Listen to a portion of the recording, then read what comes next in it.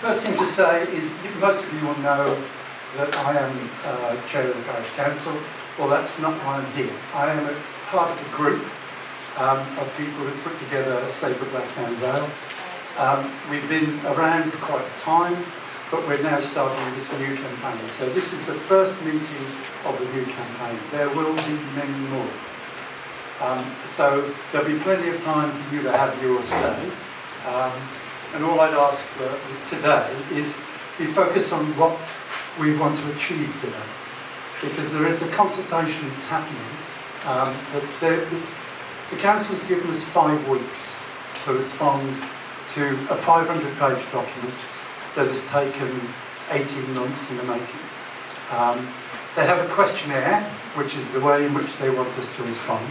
And as far as I know, they won't accept any other responses, although I'm waiting to hear. So part of what we can do today is, when we get to the end of Rob's explanation of what is happening, I want to show you how to complete the questionnaire. Now, you may say, I'm not very good at questionnaires. All I'm asking you to do, actually, is to fill in 5 questions. Because as long as you tell them who you are, you're able to do as much or as little as you need. You could go through it. It's actually a very interesting questionnaire if you actually know what it's talking about. But even I, after all that time, or Rob, after all the time that we both spent on it, couldn't answer every question. So there you go. That's the way in which consultations are done these days. So what I'd ask of you is, please be polite and civil. We're in Stoke St Mary, so what other excuses? You must be polite and civil. You can keep your comments to a minimum if you could.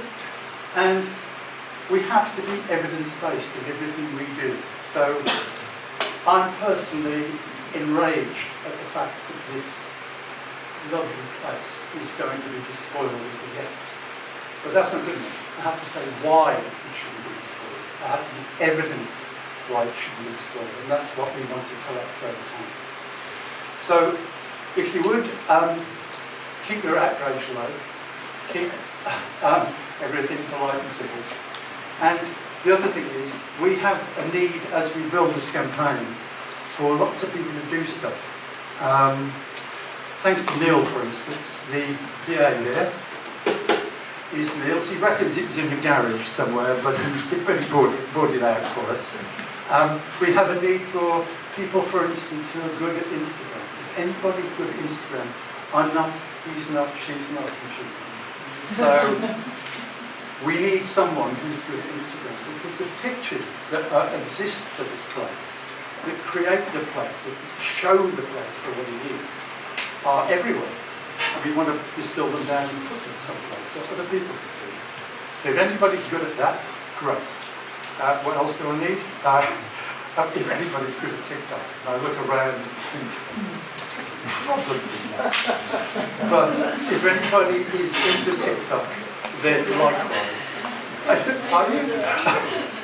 You're volunteering. Okay, the key point is, we are not looking for expertise, we're looking for interest. Because once you get interested in things, then you develop expertise.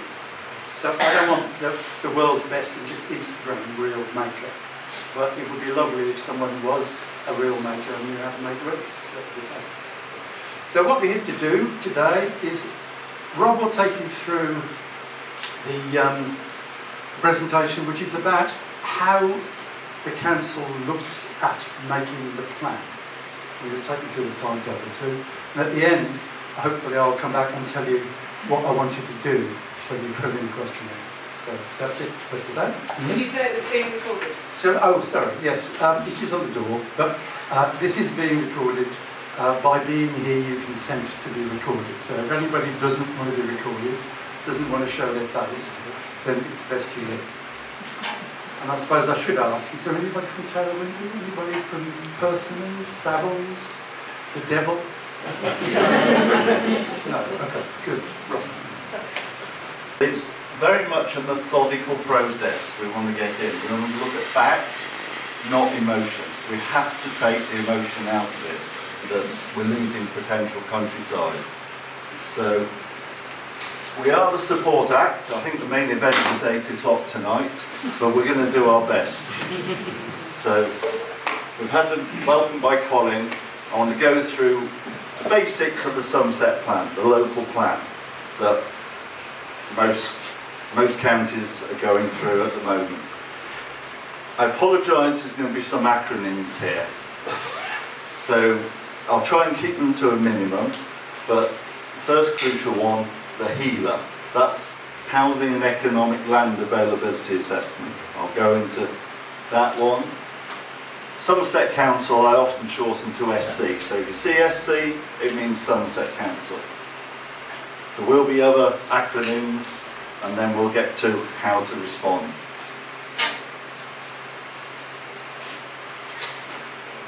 So, Somerset Local Plan, you can find it on the website, on Somerset Council.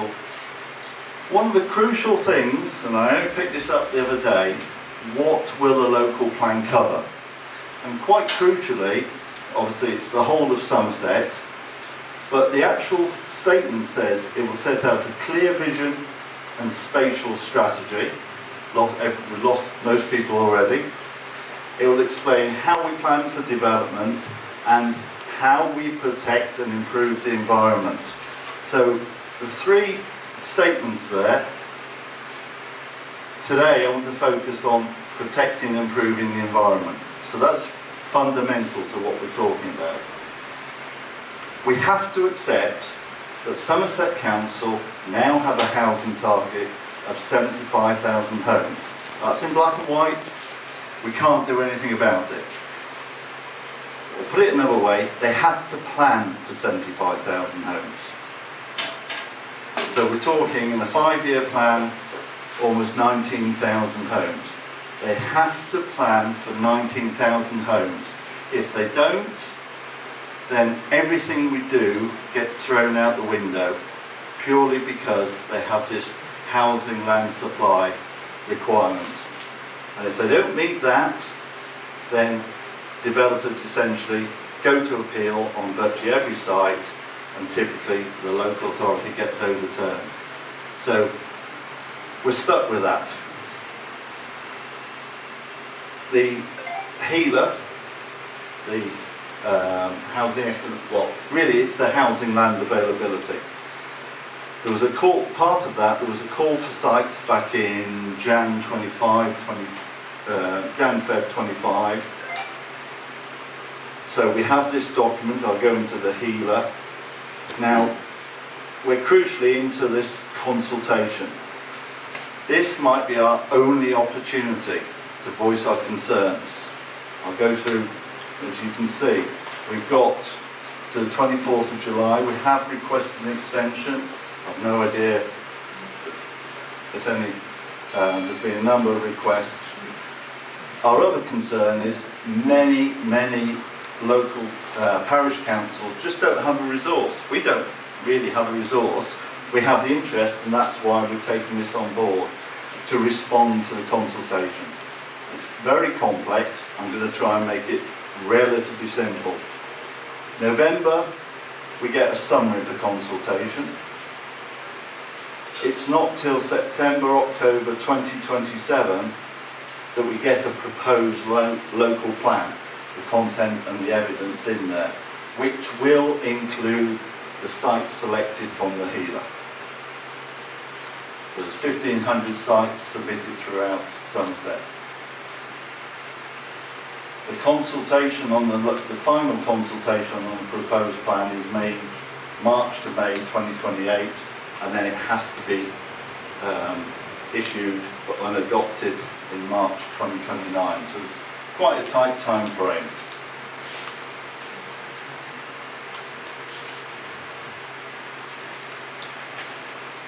Now, so basically every site that's submitted, I think there's about 1,500 sites submitted, which could convert to 165,000 houses. Are they in the right location? Probably not, a lot of them. This report looks at the potential suitability, availability and achievability of these developments. It's what's termed policy off. So it looks at the individual site and then assesses the environment it's in. So really, it looks at the national landscape. So from our point of view, we have the Blackdown Hills. They're now referred to as national landscapes. We probably all know them as AONB, or areas of outstanding natural beauty. So it has the same status as a national park. So no less, so it's the same status. They also look at the setting of the national landscape. So a 2-kilometre boundary goes around from every national park and every national landscape, which obviously includes quite a bit of the Taylor Wimpey land and some of the other sites. It will look at bats, ancient woodland, SSI. We have ancient woodland and SSI here, but it only has a 100-metre boundary. Stoke Hill, the woodland, that is an ancient woodland. Again, a 100-metre boundary. It does not look at the type, the size of the settlements, what you plan, what your strategy is going to be. It doesn't look at transport in terms of the assessing each and every site. It's extremely tedious. You have to click on each site to get the data out to understand whether it's potentially suitable or potentially unsuitable. Every site starts with a score of 100 and then has lots of negative items depending on essentially the environment, those factors listed in the policy on. So it comes down from 100. If it's still positive, it is potentially suitable. So it's above 0, it's potentially suitable. If it's less than 0, between minus 100 and 0, then it's potentially unsuitable. We don't have any available or achievable. Please come round the space over the other side. All these will be loaded up on the Blackdown Vale, so there's a lot of information in this. You'll be able to download it, see it online. So there is a link to the healer if you'd really like to see it.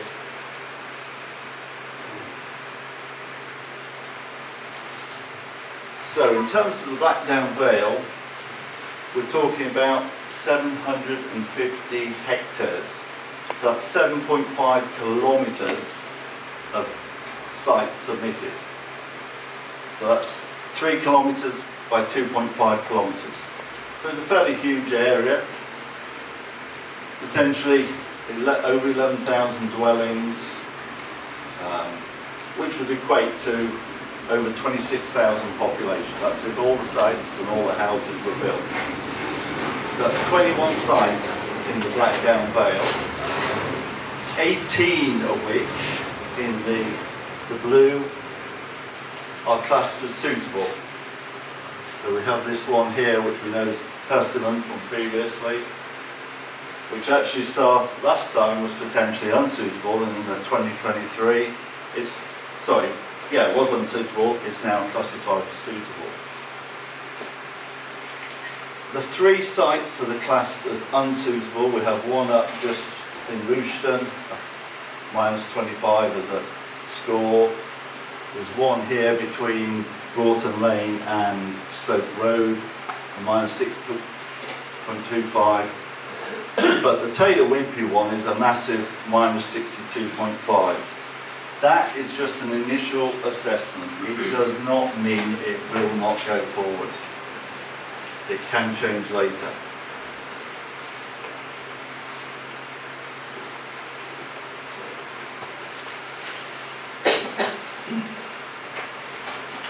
So, how does national landscape, how is it impacted?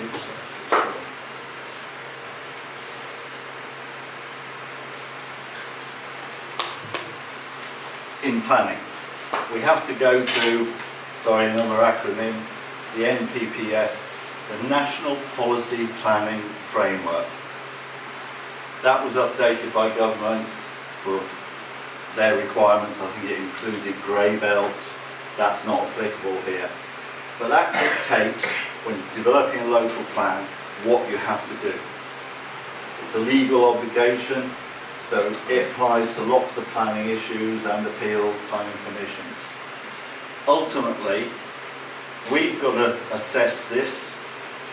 It's our duty as the public to basically hold Somerset Council's feet to the fire, and it's their job to hold the government's feet to the fire in terms of the interpretation of the National Policy Planning Framework. So we've got to work within these documents. The key one, section 15, conserving and enhancing natural environment.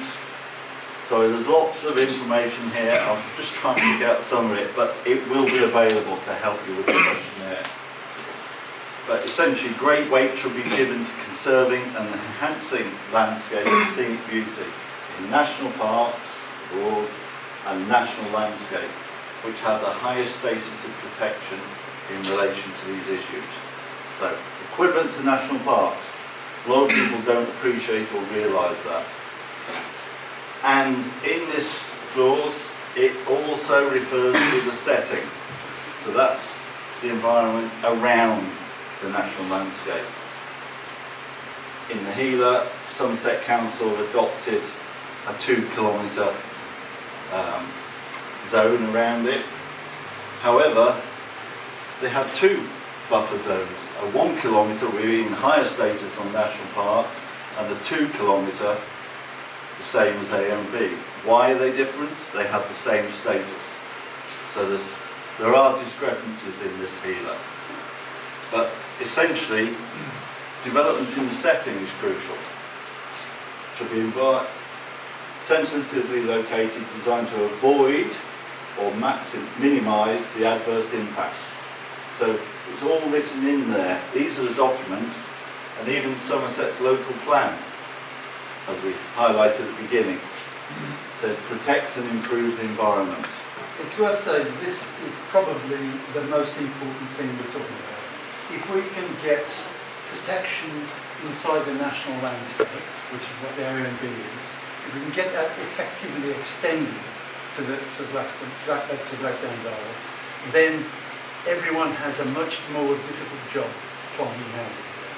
So this thing is the most important issue. This aerial photo, taken looking towards the Blackdown Hills, you can see Taunton Racecourse, the Corfe Road. The Blackdown Hills comes a field or 2 beyond the trees. The Taylor Wimpey site essentially goes right up to the trees. I know they'll claim they'll do mitigation and such like, but it overlaps. Not that it just overlap, we've got 80% within the 2 kilometre buffer. So the vast majority is within the buffer. Just try and take another example. We've got the Quantox. We're all well aware of the Quantox AOMB.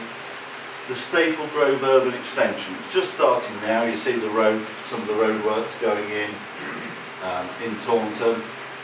That's 1,600 houses, but that just touches the 2 kilometre limit. So one of the key things you have to do is this landscape and visual impact assessment. Every planning application, outline planning, has to go to that for any significant settlement. Our concern is this goes in at outline planning. It's not assessed before. At outline planning, people have already got in their heads this development's going forward. So from the point of view of Taylor Wimpey and what we refer to as a new town at Orchard Portman, you can see the significant areas within the buffer zone, 4 times the size of Staple Grove. It's too late to wait until this outline planning and this landscape impact assessment. So what we believe, it's essential that the local plan includes a robust landscape assessment before the sites are allocated. The sites will be allocated in the next year by the consultation, and so we don't want those sites to be there and a sort of like, oh, a site's been legitimised, and then they put in this landscape assessment. So we need to protect and improve the local environment. Another key area within the NPPF is agricultural land. In terms of the best and most versatile agricultural land. So what I've generated here is a map which has essentially, this is all grade 3, it might between 3 and 3A. Unfortunately, it doesn't differentiate. We have an area of very good agricultural land, grade 2, which covers the Persimmon site and a significant chunk of the Taylor Wimpey site. So we've got to preserve this. This is for our food security in terms of the agricultural land.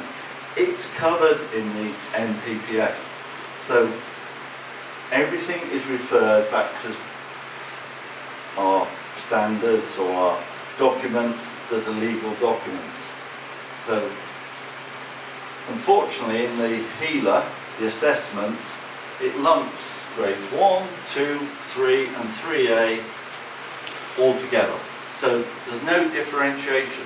There should be some differentiation of the different areas. There's very little grade 1 and 2 in Somerset. So why?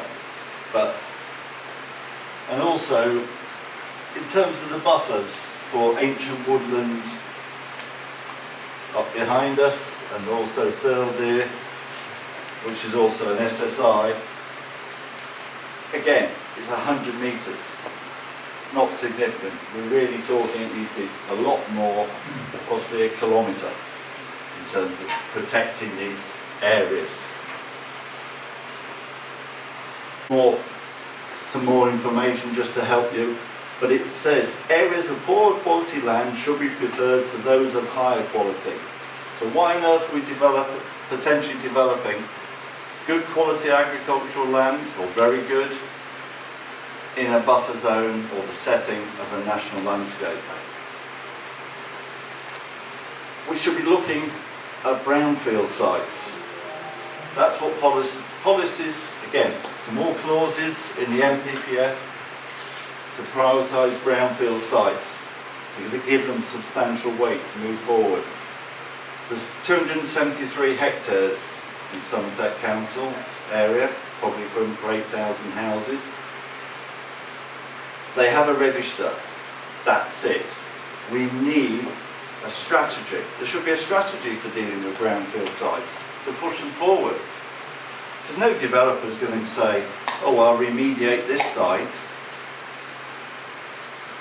They need to have a system, a prioritisation, so that brownfield sites get redeveloped. Otherwise they just get left.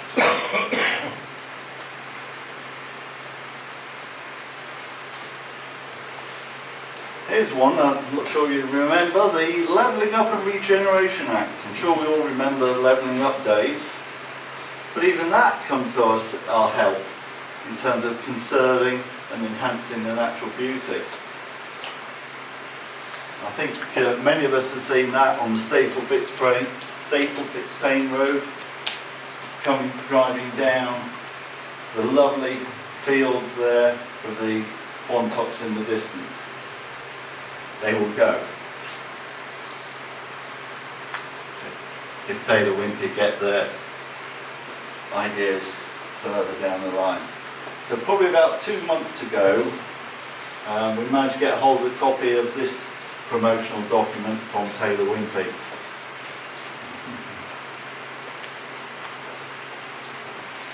Now they call it Taunton Garden Village Project. Now how they do that with 7,000 houses, that's their promotional idea. We have nice pretty beads. There's no real substance to this document. And the terminology muddies the waters. We already have Taunton Garden Town. That is funded with Somerset Council or by government with Somerset Council involved. It has a status. This doesn't, but it tries to pull on that status. Taylor Wimpey, in a recent article in the Gazette, they claimed it was circulated, or their vision was circulated to us. Absolutely not. We've had no contact, no consultation whatsoever with Taylor Wimpey. This village will be the same size as Wellington, just to put it in context. So it's pretty huge. And hopefully Wellington might even get a railway station soon. This certainly won't get a railway station. And I'm sure you've probably talked about this. Back in 2018, Taylor Wimpey bought this for £12.5 million, probably marginally above agricultural land values. And controversially, I won't go into too much detail, there was no uplift clause. There were allies not to put an uplift clause in. And we were told there's no chance of development. Well, surprise, surprise, they're pushing for development. We don't see Taylor Wimpey as a big agricultural landowner, do we? Who knows how much it's worth, but maybe 400 to 800 million. So they have a lot of spare cash to throw at things, like fighting for it. But ultimately, really, this should have, a chunk of that should have gone to Crown Estate and ultimately everyone here, the taxpayer. We are pursuing this, so it's not dead. We've got various avenues we are pursuing. The other document they released was this master plan for the eastern area. Looks more like a theme park than a master plan. So Taylor Wimpey said, oh, we've released a partial master plan for the site. So essentially, Thirlbere Woods is down here, Stoke Hill is up there, Thirlbere School is probably the main, Thirlbere School and church is probably what you know best. But essentially, there's little help from that. As I say, it's all they mention is residential development here, but there's lovely cycleways and footpaths, which actually are the existing footpaths. They have to maintain them, they have to keep them. This is their idea of the master plan, which the official master plan has not been published to date.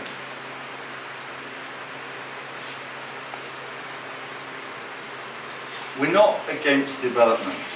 We think it should be organic. It should look at what you've got already, so it follows the vernacular you have in existing villages. So we've openly worked with Crown Estate, who are the owner of the barns at Higher Broughton Farm, a brownfield site. So we're working with them, hopefully 8 properties. That was submitted for the call for sites, got a positive thumbs up. So we want to see, we understand development is required. I think a lot of our thoughts, or a lot of people's thoughts were, we need 2 and 3 bedroom properties. Youngsters can therefore hopefully afford properties in the village, or older people might want to downsize. But that was the general feeling that came out from the meetings we've had so far. Another area that has been talked about sometimes is the motorway. The M5 is the settlement boundary. That's always been the settlement boundary for Taunton. So obviously if we had all this development, it would just be a line down the middle between an urban sprawl. I think Birmingham's a classic example, or the West Midlands conurbation, where you have a motorway, there's a reduced speed limit, 60-mile-an-hour speed limit because of the pollution. We don't want that. Who wants that? And predominantly our winds come from the west, so the pollution will come over this huge village, new town. Exeter, you probably can't see too well here, but Exeter is a perfect example, the city with the M5 and the A30. Nice clean boundaries limiting the development. So any development is away from Exeter. Obviously there are pockets within there, but the vast majority is separate. So it stops this urban sprawl. So I know Mike Rigby, I know it's not exactly head of planning, but is the head for planning in Somerset Council. He's certainly committed to no development east of the M5. So we don't want this coalescence.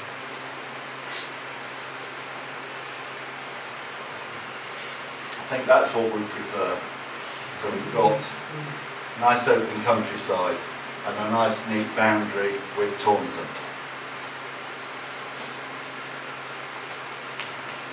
So I've thrown at you lots of facts. Don't worry, you're probably not taking them all in. Use this as a reference document to help you. Now, consultation, time is tight in terms of next Friday. 9 days time, that's when it has to be in by. So 500 pages of, you need to be a planner to understand it. I can't understand it, and I doubt if anyone, we haven't got any planners, have we?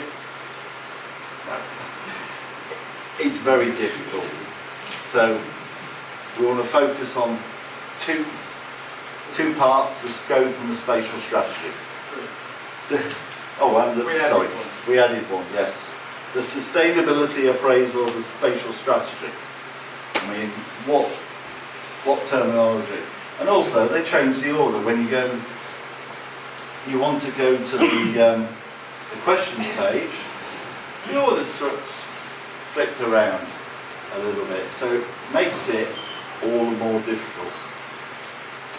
But we're going to do the example.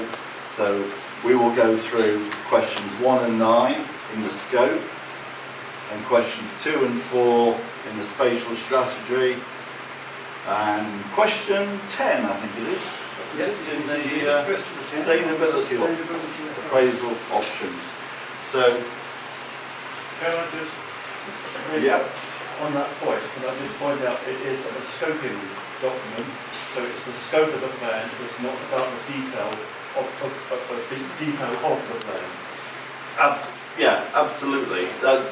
Good point. It is, but it is our only opportunity. This is the big issue: is we don't really have another opportunity before all the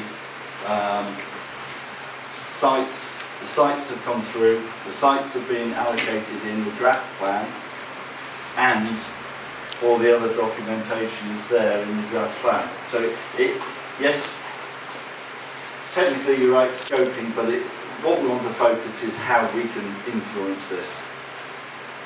What causes an 8 day? 9 actually. 9. Yeah. Unless we get an extension. Yeah, that's why we need to act. So in the presentation will be the actual links. So you've got a link to the topic papers, which we'll go to, and you'll see how you can put in your views, or directly the direct link to your views. So I will click on that, and you'll see. Can I just speak up?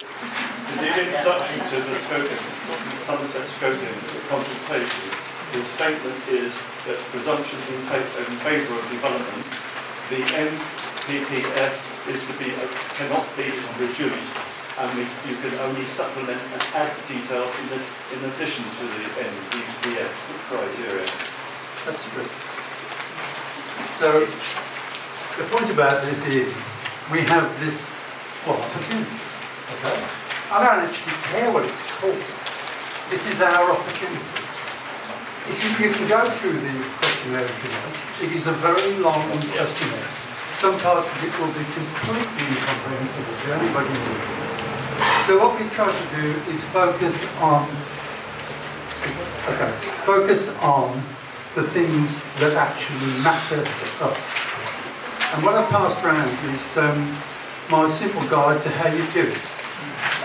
This is the steps you can take to actually get into the consultation, which Rob will bring up in a moment. And then the first thing you have to do is you have to tell them who you are. Because until you've done that, you can't do any more.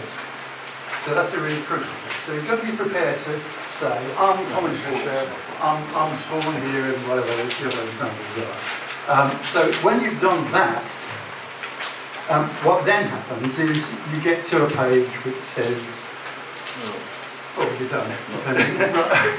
Okay, I'll do this without benefit of the screen.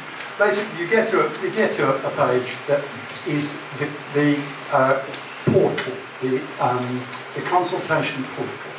The consultation portal has this menu.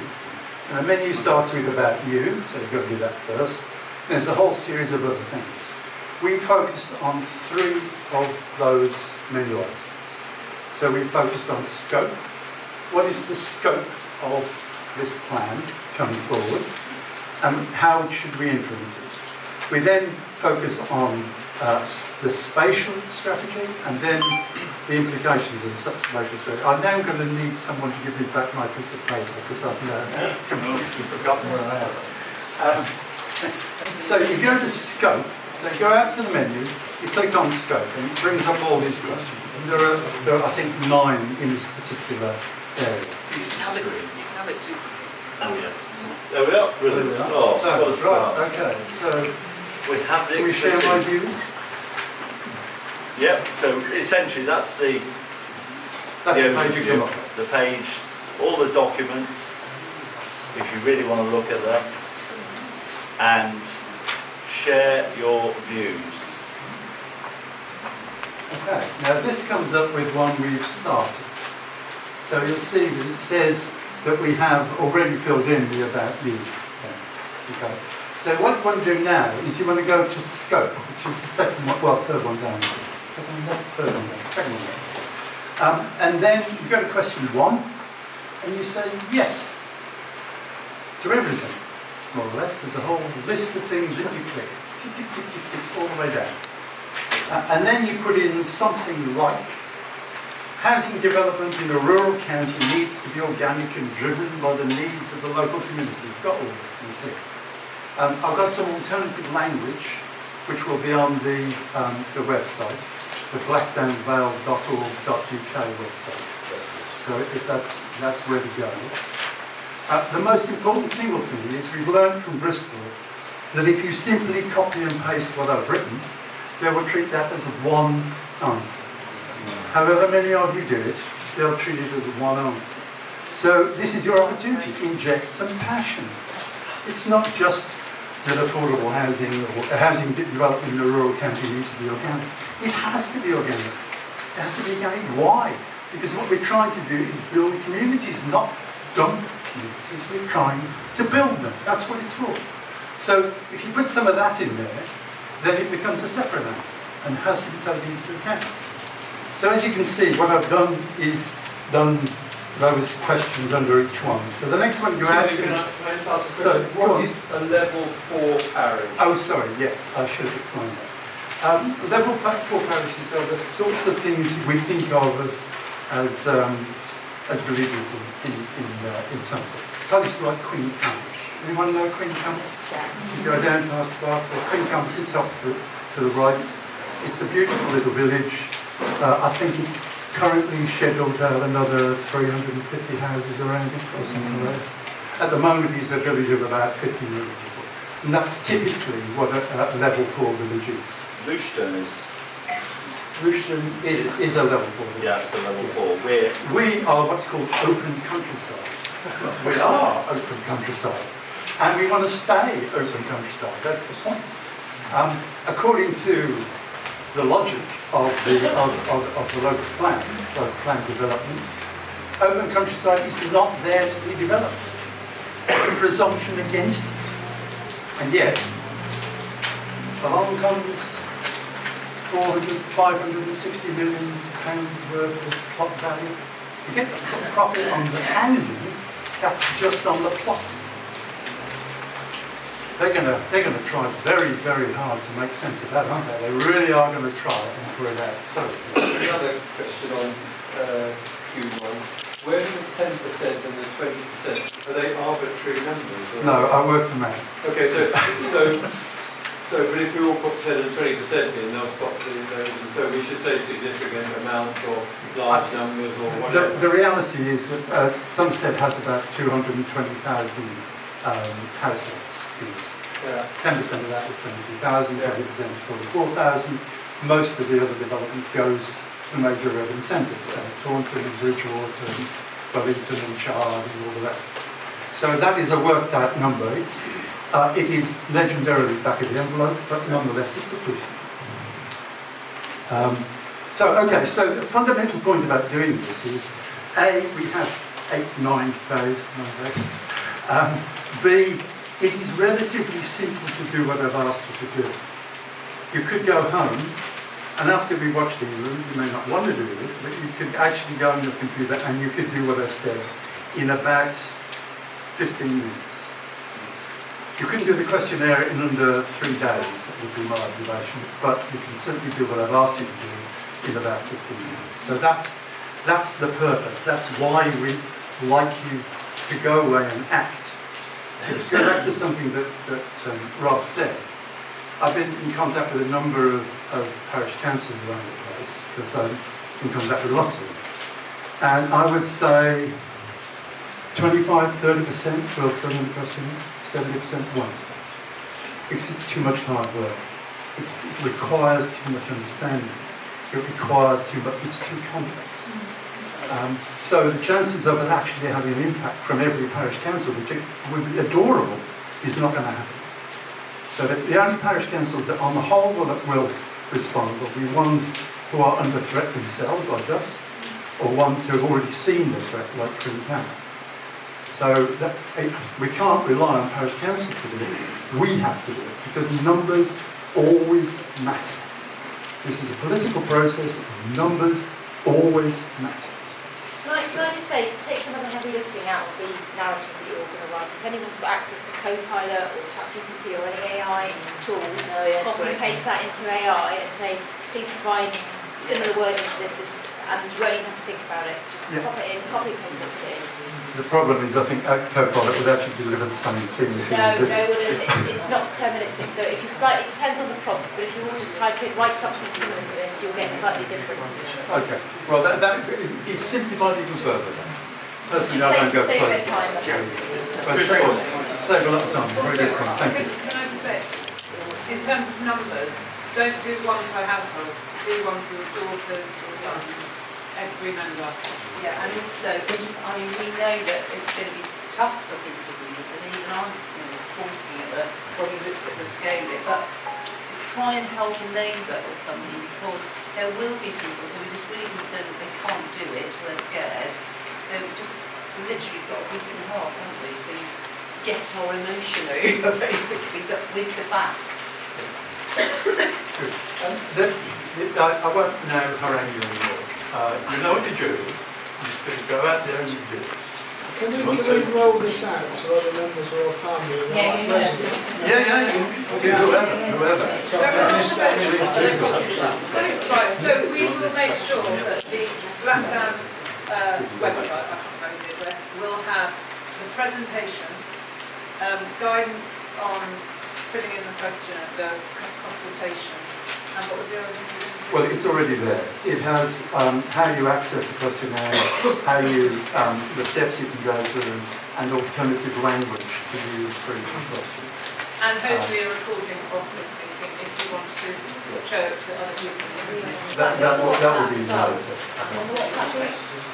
Is that, did you say that on? Can you? Yeah. I'll say it. But it's WhatsApp. What, there's YouTube, the On the recording? WhatsApp group, everyone. Yeah, so you can put the recording on it. Yeah, and all the links for the. Fabulous. Okay, well, we'll send them. I'll make sure I put them in. That's slightly updated from this version that was in the presentation, but there's similar text here within the presentation to assist. But can I ask a question? Is the actual document that we're all commenting on, is the only option to read it online, or is there a paper copy over there? Well, I asked for a paper copy of the questionnaire and answer came utterly definite. No, the 500 pages. Is No, there a the paper 500 pages, no, it's all online. If you want to download it, you can print it. I've printed off quite a bit of it. No, I know, but there is no option to do it other than online. But no option to do the questionnaire other than online, Or because the- I have asked for a paper copy. I think they're legally obliged to do it, but it's not come yet. So I And don't the know. other thing is, what does our local MP think about it? Well, to be fair, Hamish is going to read a statement from you Oh, right, okay. in a moment, so we can do that. One thing I just, Rebecca reminds me, remember, this is a Save the Blackdown Vale meeting. It is not a parish council meeting, and it's completely separate from the parish council. The fact that I'm chairman of it doesn't matter. I'm here as citizen Fisher, not as chairman of the parish council. Parish council has to be very, very judicious and careful about what it does. Parish council meeting tomorrow will, I hope, pass a resolution complaining about this process, because that's what the parish council can do. And the parish council, as soon as any planning application comes in, will definitely be reactive. But this is a completely different set of... Colin, you take the microphone. Okay, well, I think you had that, didn't you? Was I not shouting enough? Basically, I was making the distinction. This is a campaign group. You can see the four of us. We are, so far, what the campaign consists of, though I hope it will expand. It's, although, as it happens, we're all members of the parish council, that's purely coincidental, because when we sit down as parish councillors, we have to be dispassionate, we have to read everything properly, we have to be careful about what we do and say. We don't have to do that here. Oh yes. Can we take questions at the end? Well, can I just ask Hamish to read this is a statement from Gideon. Alright, hi everyone, my name is Hamish Hunter and I work for Gideon Amos, our local MP. Gideon gives his apologies because he was talking about the MPPF and that was in the end of 2024 and the government is actually bringing forward massive changes to the MPPF. It's going through reforms at the moment that have been under consultation and there's a debate tomorrow in Parliament on those changes, so he's going to be speaking that and that's why he can't be here this evening. So that's why I'm here.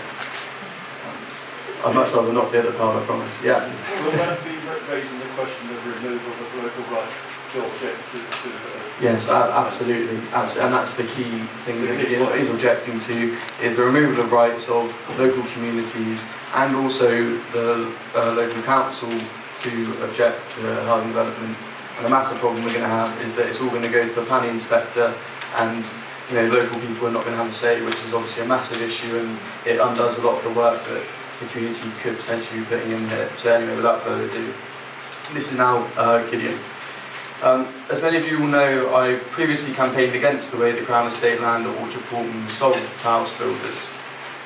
I raised a petition in 2021 and put on a public meeting on this in Stoke-on-Trent, which I'm sure some of you will have attended. Unfortunately, at the time, my call was rejected for this sale to be investigated beyond the internal review carried out, and I have now renewed that request with the National Audit Office as your Member of Parliament. At issue is the very unusual absence of any payment being owed to the public purse if the buyer wins planning permission. This has created a perverse incentive where the current owner will maximise its financial gains by developing land in a way they are not able to do elsewhere. House builder profits should not be the driver for decisions on where new housing gets built. We are also hemmed in by the Labour government's increasingly centralised approach to housing, as Somerset, as we've alluded to earlier, must find plots for 75,000 new houses. I'm therefore doing everything I can in Parliament to challenge the government's housing numbers, and have secured a debate tomorrow alongside Tessa Munn, MP for Wells, which forces the Minister to answer for the government on these issues. I am also working to strengthen protections that exist in the National Planning Policy Framework for what are called locally designated green spaces. It's tempting to flat out refuse any development, but we would run the real and serious risk of house builders winning appeals as determined by the government planning inspectors, not your local planning committees. And so, just to add to that, we're potentially going to have a situation where if the council planning committee is minded to oppose a development, then it will go over 150 houses, which obviously this will be, it will go straight to the government. These are decisions that potentially are just all going to be taken in London, not in County Hall. So it's a massive issue that we're facing. And it's not just in your parish. You're being very proactive on this, and you referred, Colin, to being a parish under threat. To be honest, every parish across the whole of this area is under threat, and are all going to be having speculative housing developments put on them. This is obviously an extreme case, but this is a problem all over this patch and across Taunton, Wellington. We have a lot of villages. I would encourage all those here today to combine to ensure that at least the most precious green spaces in our area get the protection they need in the new local plan, even if some development ultimately goes ahead. And I did just want to add that on Friday, Gideon is holding a public meeting in Taunton about the government's reforms to the planning system, hopefully to provide some more clarity as to what may be happening, what isn't happening. And Councillor Mike Rigby, who's a portfolio hold for planning and economic development, will be on the panel, so that's a chance to ask questions and understand better what we're going to expect over the next few years in terms of development across Somerset. What's the time of the meeting? It's 7 o'clock at the KICIC, the Creative Innovation Centre, CIC, on Poole Street. So anyone's very welcome to come to that if you want to ask Gideon questions directly. And there are some representatives from housing companies going to be there as well as Mike Rigby, so very welcome to come to that.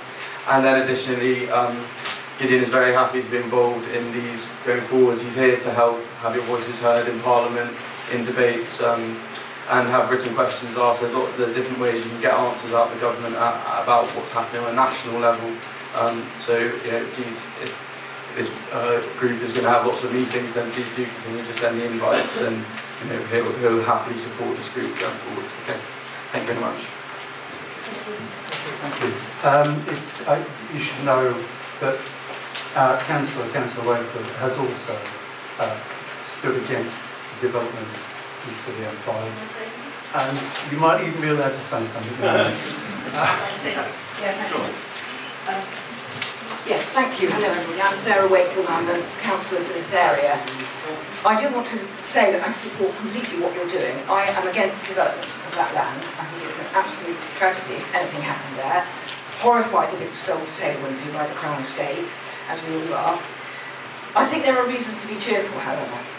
I think it's a very good initiative they've taken tonight. More people get on the register and say we oppose this in what ways you can. This is your first opportunity to do that. I don't think it's your only opportunity, but it's definitely your first opportunity to say, as a group, as a community, we object to this in the ways that you can, that have been explained tonight.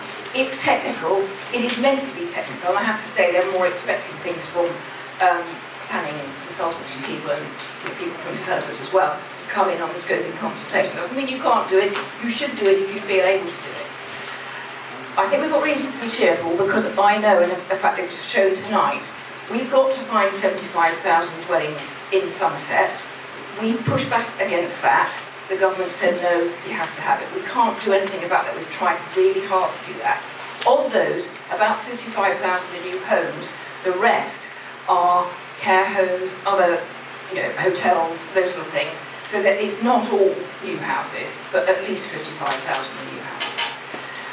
The reasons to be cheerful are that we've got enough sites already for more than the 75,000, so this one isn't required. That's important. You don't need to take this lovely land, go somewhere else, which is what we all want. I have been saying to my parishes, and I have 10, that you might have to expect a little development in your parish, 20 houses, maybe 10, I don't know, because we've got to put these houses somewhere, and most of our villages need to grow a little bit organically so that we've got new people coming in, and perhaps people also want to move to a slightly smaller house within their own village and leave a bigger house for somebody else to come in with their family. So I think that's important, and I think the reason we've got to be cheerful is mostly because we're going to make a big fuss about this, and we're going to tell them that we don't want it. And I think Taylor Wimpey have got a huge mountain to climb to actually prove that this will be sustainable and the right thing to do in this lovely landscape. So I'm on your side, I will be throughout, but just bear in mind that we have got reasons to be cheerful as well, so don't get everybody too upset.